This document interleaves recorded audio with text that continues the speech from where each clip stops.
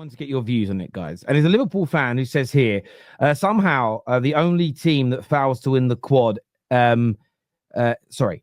somehow the only team that fails to win the quadruple, even though numerous other teams have had the chance, we're the ones who are meant to look like we're losers. So a lot of people saying that Liverpool will be made to look like losers because they're only going to win the Premier League. I've seen a lot of Liverpool fans come out and say this. I mean, the interesting thing is this person, David, who was actually talking about the quad. Do you think, Potsy, this is because a lot of Liverpool fans were talking about the treble, talking about quads, talking about we're going to do doubles?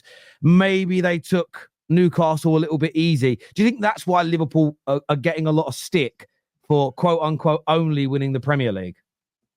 I think what we're doing, and I'm guilty of doing this as well, I think all of us are, is we tar all football fans with social media fans in the same. Now, if we were to go to the pub and talk about this, we probably wouldn't be mentioning this at all. Going, Liverpool, they're going to win the league, but they probably should have won more. And that would have been the end of it.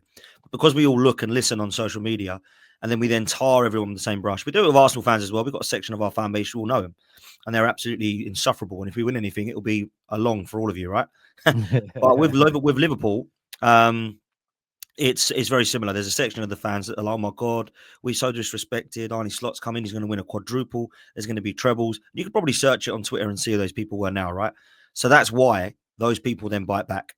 And then what happens is the people that aren't actually being targeted by that tweet or quote then get the hump about it. And I've probably done the same with Arsenal, to be fair. Why are they saying this? I didn't say it. Or it's obviously not targeted at you then because you didn't say it, right? And I think that's what we do. So when you see those kind of tweets, it's definitely, if you're reading that thinking, rolling your eyes going, right, I never said that, it's clearly not targeted at you. If you're reading it thinking, oh, wow, yeah, I need to hold an L here because I thought the Slot was going to win more. And if I'm honest with you, I probably think Liverpool should have won more. And I said that when they were under Klopp. In the 9 years he was there, they should have won more. Like, to think they're literally still in the bracket Premier League-wise with Leicester and Blackburn when Klopp was there for 9 years is crazy to me with the team that he had. So this season, I think Slot probably should be looking at that now going, wow, maybe I should have got more. Before a ball was kicked, I would have said no. It's his first year in the Premier League. When you look at what the expectation change was within the last couple of weeks, you probably look at it and think, yeah, he's probably gutted he didn't at least pick two of them up. Going out of the Champions League and then going out of the league. Obviously, the Plymouth one, I was hearing a lot of Liverpool fans go, I really don't care.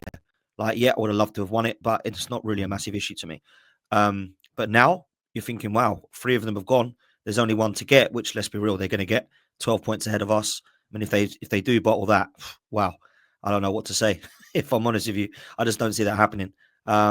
With what, 9 games left, is there? Something like that. So if we bottle that, I will quit YouTube. I'm telling everyone right now. Terry, good luck on Straight Facts. More good luck on MHF. Dan Potts, it was nice working with you. I'm leaving. I'm using my chemical engineering degree to go work. I can't do this. Like if we end up, I mean, you say that though. I mean, I saw this tweet today, and again, I'm not taking this as read. I wanted to get you guys' opinions on it. This person here says Arne Slot simply isn't who we thought. Easily wins the league with his style, as it will prevail over 38 games, over 2 legs, or in a final. It won't get you far. Very disappointed. It does then go to say, hopefully he will get the players that kind of he needs in the summer. It was a weird tweet because I feel like if you're good enough to win a league over 38 games, you're also good enough to win other competitions. I know we sometimes say somebody's a cup manager. Typically, someone who's a cup manager is someone who's actually quite a good coach, but doesn't have the ability to be consistent regularly enough in the league. Where if you're good enough to be regular, if you're good enough to be consistent in the league, you can win cup competitions as well. But a few Liverpool fans online I've seen, again, and I wanted to get your opinions on this, tweeting, putting this out there. They're nervous. They're worried about a potential collapse. Surely that's not going to happen. They're not going to fall apart. They haven't been exposed. They haven't been found out, Mo. There can't be a big collapse here. They can't fall apart. They can't. Arsenal have given up. They can't fall apart. Liverpool need to win 4 games to win the Premier League, guys. They are 12 points ahead of Arsenal. There's 9 games left. So basically 4 games from here and not a loss against Arsenal at home and Liverpool are winning the league. They're not going to fall off. And also, I don't think there is any alarming signs for Liverpool, to be honest. Arne Slot, with no signings, are on course to actually get 90-plus points, which Arsenal have not got 90-plus points in the last, like, what? How many years? Dan can tell 21 me. years. 21 years. I've not got 90 plus points. And Arne Slot in his first season with no signings, with no DM, with Gravenberch playing as a DM, with Trent in and out of the team, with Robertson left back, Gakpo and Diaz, and no striker. He's about to get 90 points. And the revisionism of Arne Slot is mad. Yes, he was out-coached by Luis Enrique, who has more experience, and maybe he's a better coach than him. Maybe he was out-coached by Eddie Howe as well, and the players let him down. But that doesn't change anything for what he did in the league. The guy literally is storming the league. Even if Arsenal had no injuries, no one can guarantee that Arsenal will get 90 plus points because they haven't gotten that before. Yet, so people tell me that, yeah, Arne is not won the league because it's easy. No. Imagine you're doing this without any signings and FSG letting you down. I think people are overreacting. People just forget. They have short memory. You know what I mean? The goldfish memory thing. And yes, he was out. Completely. I think there's an element of truth in the tweet. I do think, look, winning the league and winning, as I've seen it with Jurgen Klopp, and as I've seen him win knockout competitions as well, I do think knockout competitions have a different element to them than winning the Premier League. Winning the Premier League, you need a solid style and a solid system that gets you through 80% of the game while still having, forwards or players or in general, difference makers and stuff like that. Now you look at the knockout competitions, and this applies to the Champions League.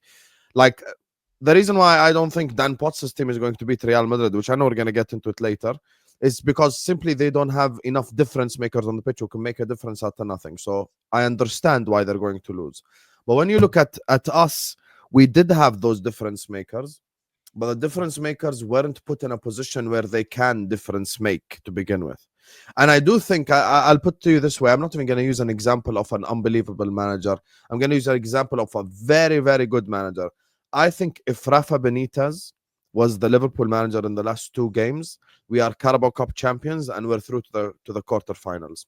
Because I do think Arne Slot's system and style suits you winning a 38-game season, Premier League and stuff like this, which Mo is right at the start of the season. I mean, people, first of all, the first tweet is spot on. We're the only football club that are expected to win the quadruple. Like, who wins a quadruple with signing no one? Let me just you're too loud. You're too loud. Your fan base is always loud about it. Let me just interject there for a minute, right? So this is what I would say. You can't, and I've tried to do this as best I can. Sometimes I forget to do it when you say some.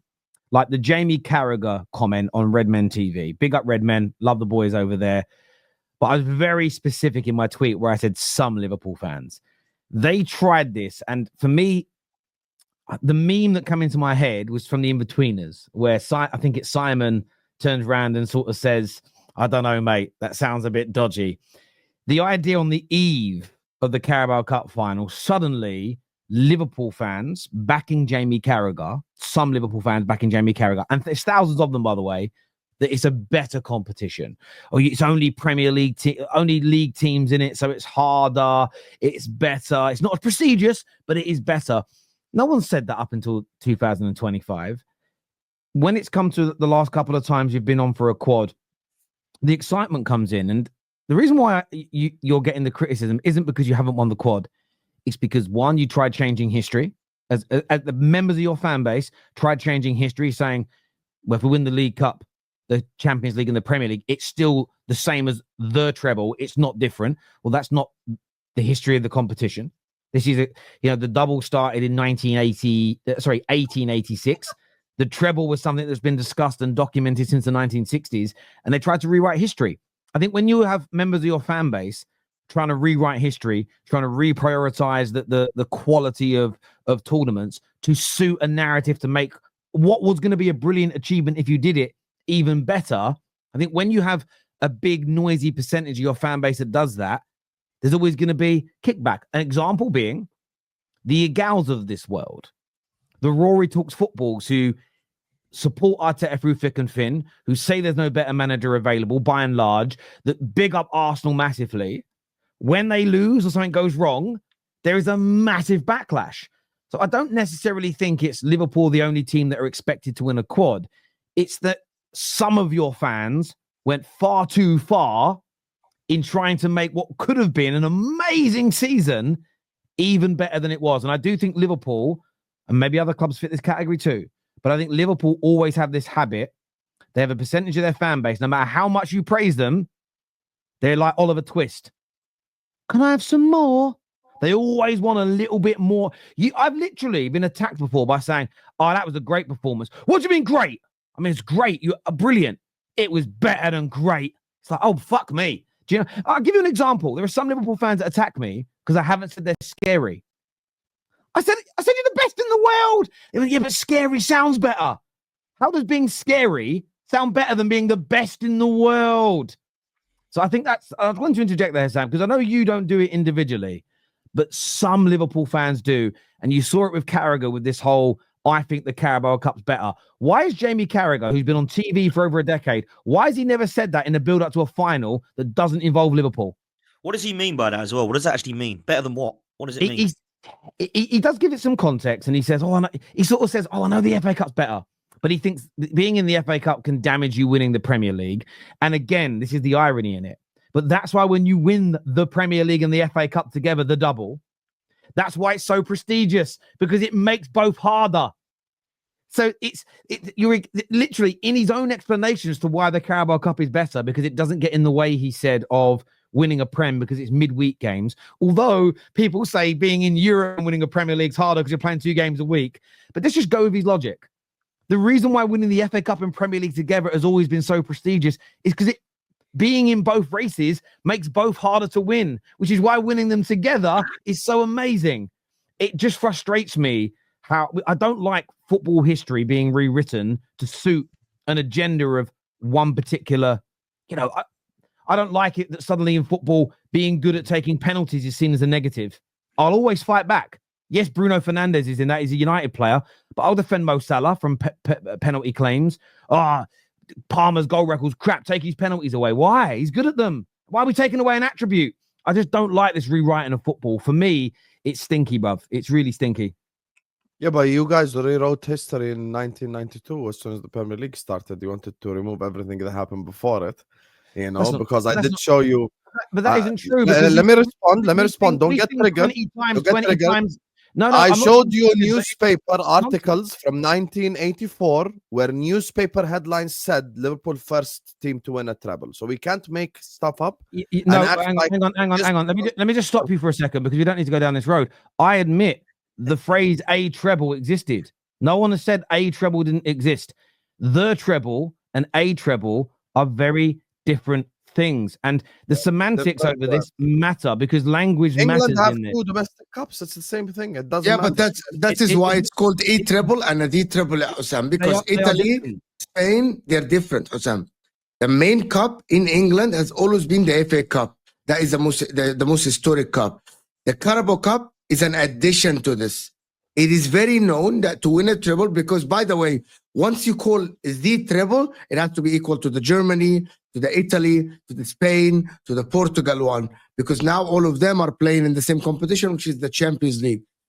Liverpool winning a treble, that is not a lot of people win a treble. It's a treble of trophies. You can win the Super Cup, you can win the 2 cups. That is called the a treble. No, now you're being disingenuous. No, I'm being so honest. You just don't want to understand it. No, now you're being disingenuous.